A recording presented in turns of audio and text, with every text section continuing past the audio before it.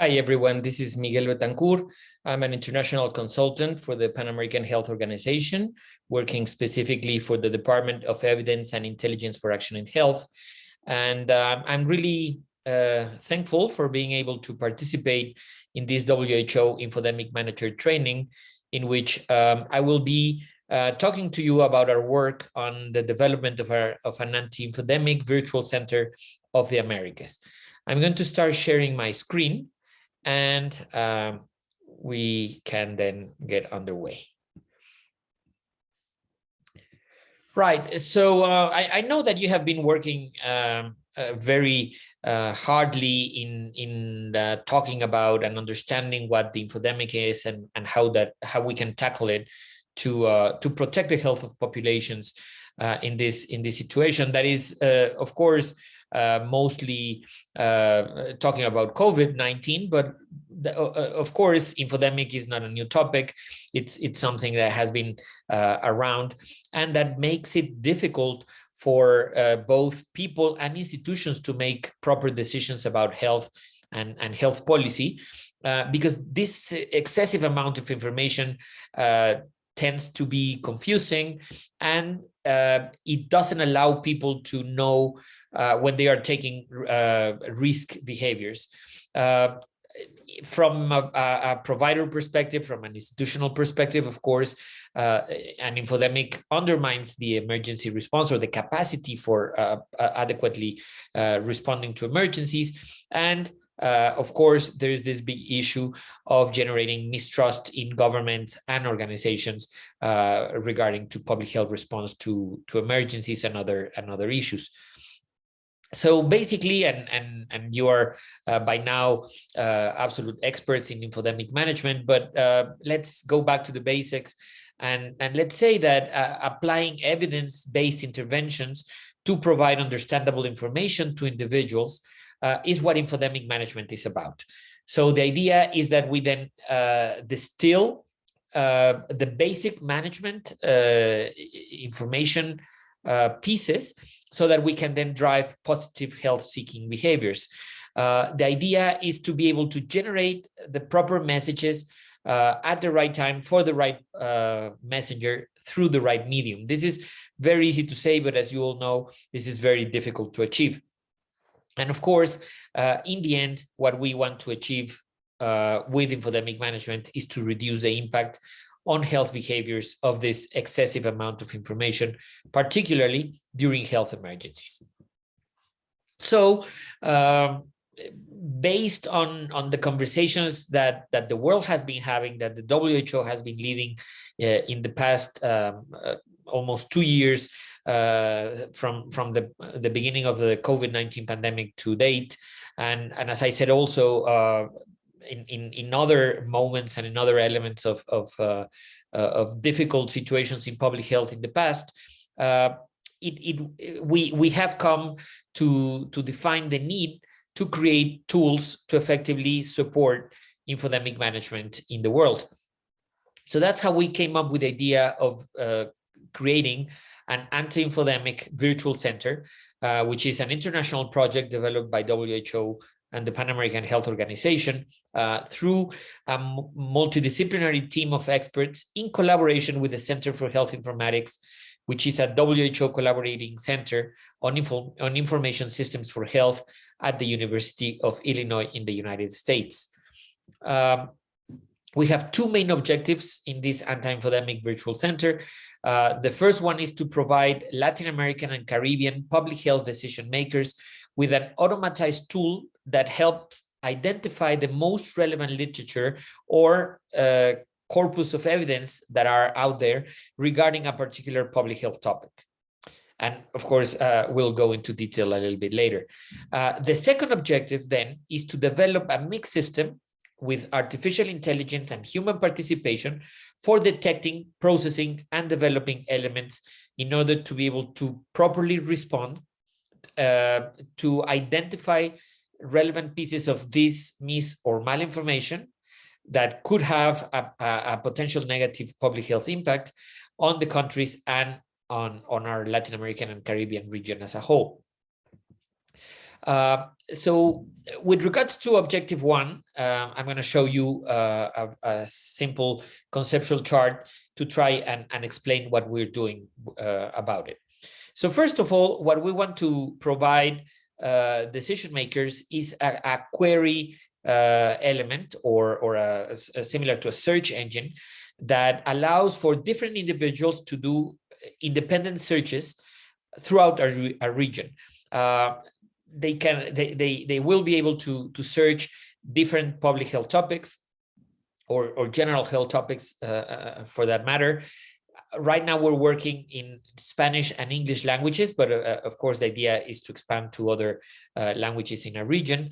So basically this would be the first element. Then that query, those terms and filters and different elements will go into this search modality with an artificial intelligence engine that will allow us to identify the most useful information available for a particular topic.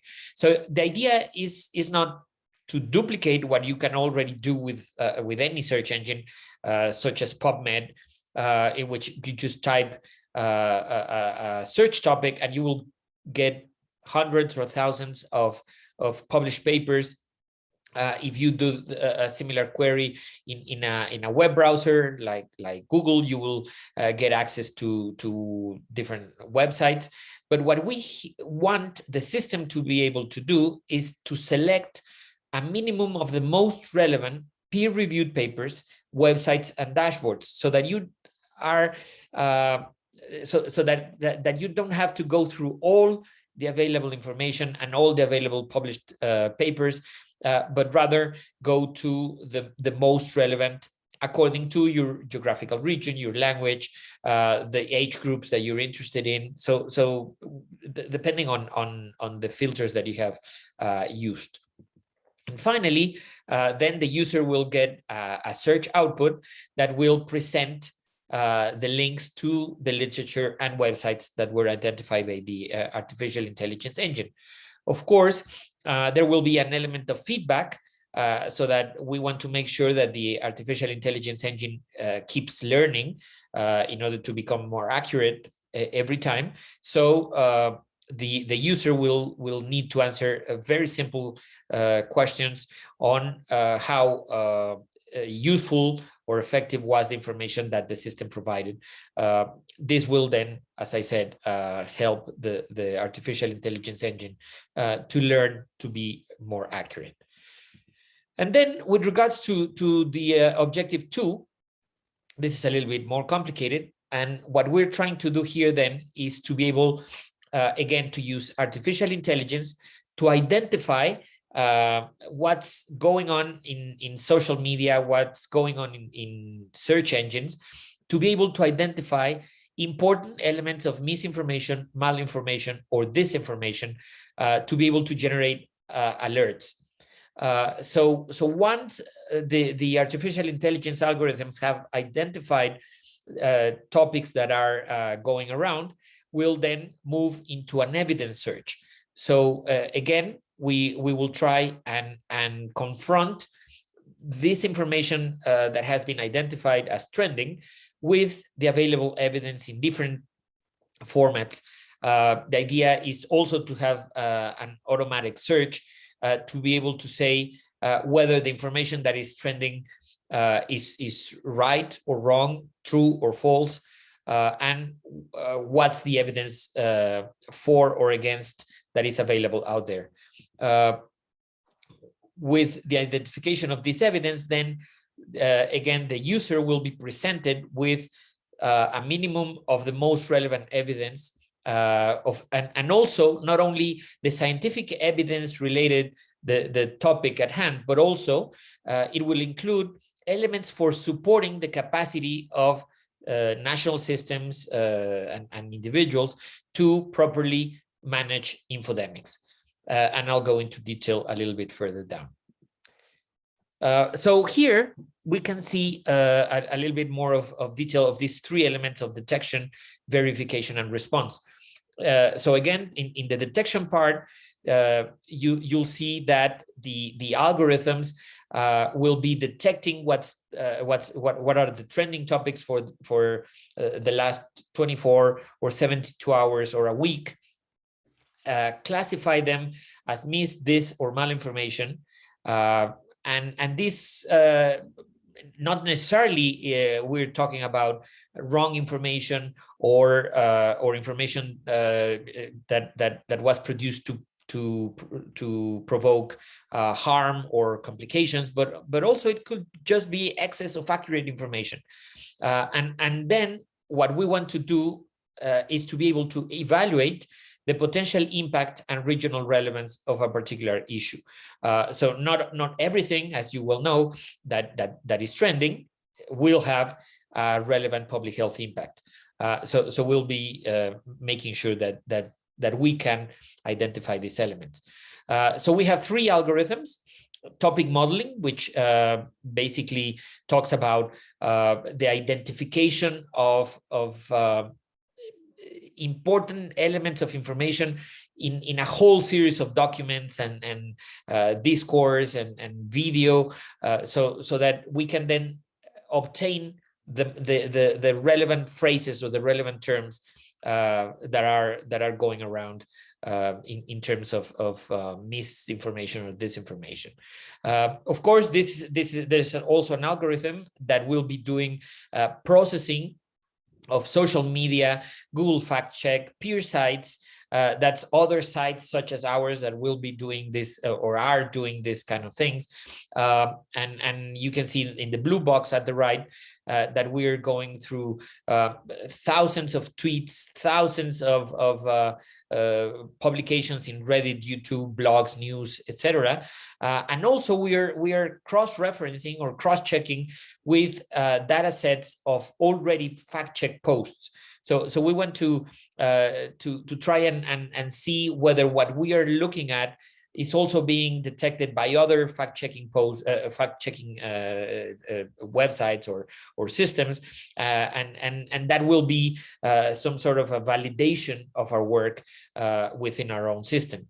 And of course, this algorithm, the number 3 algorithm for natural language processing, which has the objective of being able to take how people talk or write or publish something and translate it into something that can be then analyzed in a more robust way. From this, we have been able to create a classification of misinformation.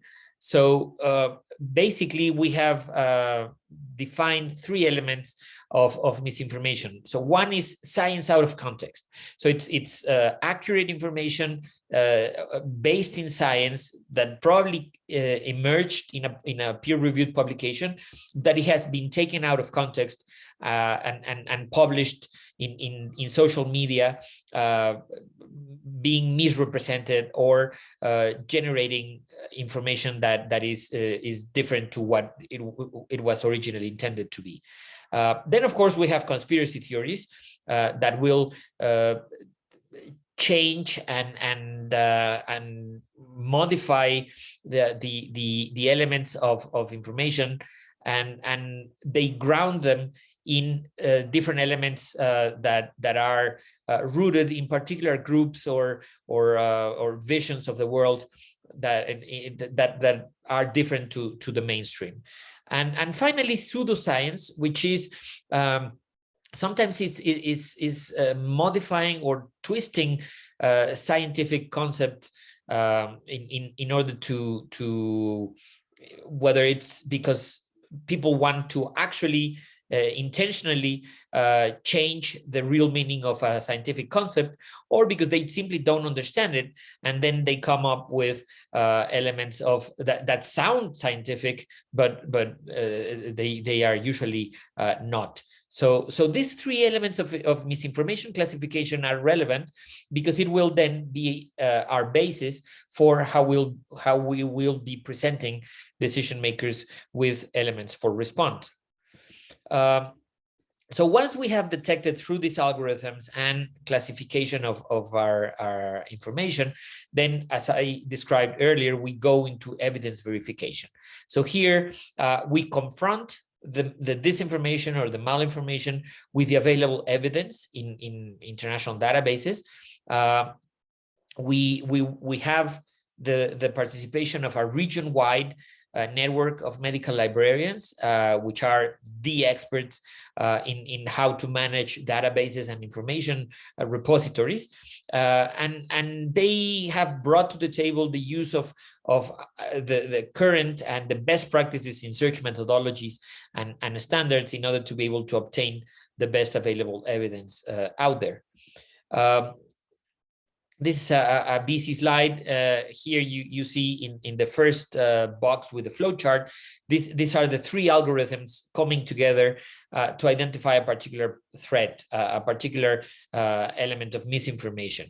Then that element is passed on to the evidence section, or the evidence element, in order to identify solid evidence for or against this particular topic. As I said, it's a collaboration with librarians and scientists, but that is moving to become as much automatized as possible. Once we do the search through the different search engines, then we have this output in terms of what I was describing earlier, the typologies of misinformation, in terms of science out of context, conspiracy theories, or pseudoscience.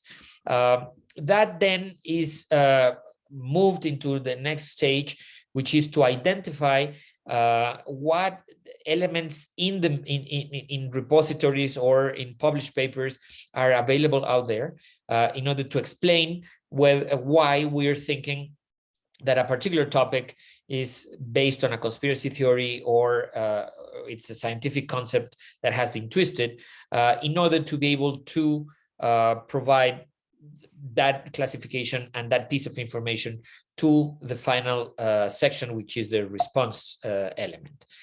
Here, in response, we're in the process of developing a website that will be providing rumor alerts with a standardized output that anyone can access, again, remembering that this is focused on decision makers, on public health experts for a region.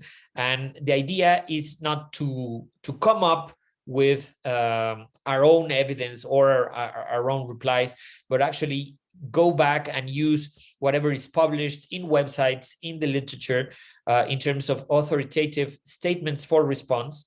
And then that's what we will be providing decision makers. And here's it's a dummy of how we think our website will be looking at. And you can see this is an example. This is a general example in which we found a myth, that is that vaccines cause people to be magnetic. We consider a traffic light system for identifying the threat level. In this case, we say it is an extreme threat level. The threat type is a conspiracy theory, and the consequence for this threat is that people will avoid being vaccinated. So the idea is that we then produce these counter arguments and what we know in terms of available evidence, whether vaccines really cause people to be magnetic or not. Then in that little section of what we know, we can expand it, and we can say that, for instance, for this false myth that vaccines cause people to be magnetic, that there's no evidence published or otherwise regarding this, that there is evidence that vaccine avoidance increases the risk of getting a particular disease. And also there is evidence that vaccinated individuals show less generosity toward non-vaccinated individuals. So those are important elements for the response. And finally, with regards to this classification of this false myth as a conspiracy theory, we then put it there so that people can understand what we're talking about. And of course, people will be able to go into these elements and expand so to get as much information as wanted or needed. And a little bit of information on why we say there's no evidence. So we will be providing conceptual elements or contextual elements rather on the databases that were searched, the number of journal articles that were analyzed through the artificial intelligence element, and a little bit to give context to the work of how or why we are saying that there is evidence or non-evidence of a particular topic or issue. And then these elements that I mentioned earlier, that we want to provide information or infodemic managers out there and public health officials in general on how to deal with a particular issue such as a conspiracy theory. So what is a conspiracy theory, and how can they better prepare messages and address a misinformation element when it's based on a conspiracy theory or on a misrepresented element of scientific information, etc. Okay, so this is an overview of what we've been doing in the past 6 months. We are in the last stages of this first phase of creating our system and putting it to the test. We hope in the next couple of weeks to finalize the development of the system so that we will be then moving on to the next stage, which is to document the system's effectiveness and accuracy, and then to prepare field tests. We have started talking to governments of countries in the region who are interested in participating in these field tests, and hopefully we will be able to show that a system of this sort is a useful tool that will help individuals better manage infodemics for COVID-19 and any other topic in public health that arises in the future. And with this, I thank you so much. Again, thanks for the invitation to participate in this session. And we are hoping that this tool will help your work as infodemic managers in the future. Thank you again.